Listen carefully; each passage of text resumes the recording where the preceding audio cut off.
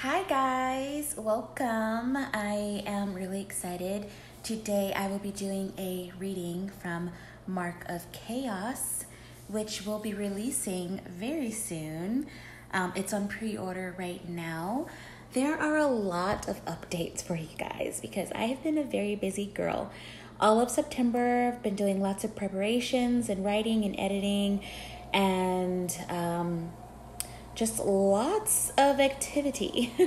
So if you didn't notice, there are a lot of series that are coming to sequels that are coming out soon, like Prophecy of the Seer, which is my phone's gonna die, so I'm gonna make it quick. Prophecy of the Seer, which is book 4 in the Euro Chronicles series, as well as Crimson King, which is book 4 of the Chronicles of Koa series. And we have The Fallen Wall, which is book 2 of Dawn of the Seraphim. And Mark of Chaos is the first book in the Empire of Ember series, which I'm really excited about because it is a dystopian fantasy with a little bit of science fiction elements. So you can kind of relate it to like stuff like The Maze Runner and like The Hunger Games, but with a fantasy twist. So yeah, I'm going to read chapter 1 of that story for you guys tonight. And I did want to let you guys know that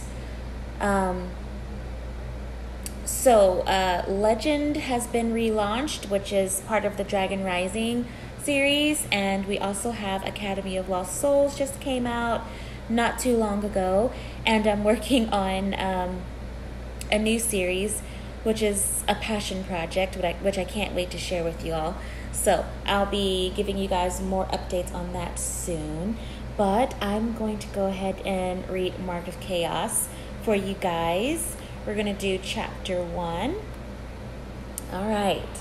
So 3 days before the darkness fell, I did. I shouldn't have been there. I knew that. These grounds were off limits for hunting. Whether it was for fowl, deer, or hogs, it was prohibited. I wasn't there for either of those. Wild griffin were my target. When you're starving, and more importantly, your mom and sister are starving, you're willing to do crazy things to make sure they get fed, even if that crazy thing entails convincing your best friend to sneak past kingdom-appointed fences and poach in the king's own backyard. The guards were on to me after only a few minutes inside the grounds. I was up in a tree, arrow knocked and ready to release when the branch gave way and deposited me on my backside against the cold, hard dirt. I should have known better. I wasn't the hunter in the family. That sort of thing was left to my older brother. Eden had been my superior in nearly every way that counted. Now, he had also been in the ground for nearly 3 weeks, and that meant things like this were my responsibility. I cursed as the gray griffin caught sight of me and outstretched its wings. I watched it fly off into the blue-green sky with ease toward the mountains, taking all promise of a new life along with it. I was going to have to get better at this if my mother and little sisters were going to have a chance of making it through the cold spell. Even now, as I stood, I felt a chill in the air. It wouldn't be long now. In the coming weeks, the clouds would grow, obscuring our suns and sending the entire Empire of Embers into our yearly lockdown. The gates of the kingdom would be shut tightly, and any assistance, which would never been much, would cease until the thaw came. We would be on our own again, and this time without Eden to carry us. I swallowed hard, realizing I had no time for excuses or the like. My brother used to tell me many things, but one always stuck out to me. Life is hard, Mora, he would say, even though he had a way of making it all look easy. We have to be harder if we're going to survive. Be harder, I muttered to myself, looking at the sky and wishing to the Creator that it had been me who had breathed her last instead of my brother. A tear escaped my eye. It should have been me. Of course, I had bigger problems than the trivialities of my life right now. Being hungry enough to be foolhardy had been enough to grab the attention of the guards. Two of them were on me in an instant, sidling up to me on hoverboards that looked absolutely nothing like the third-generation hand-me-down flyer I'd received when my dad died nearly a decade and a half ago. Where what was worn, a little rusted, and embarrassing to fly on, these were sleek, small, and emblazoned with the royal crest of Odin, two dragons poised and ready for attack. The crest was supposed to have something to do with the two kings who ruled Freyr eons ago. By the royal order of Prince Tegan of Freyr, you are hereby eat dirt, I said. My jaw tightened as I fumbled for something in my pocket. Tossing out the tiny metal orb, I shut my eyes tightly and turned away. The guards were all decked out in silver, metallic silver.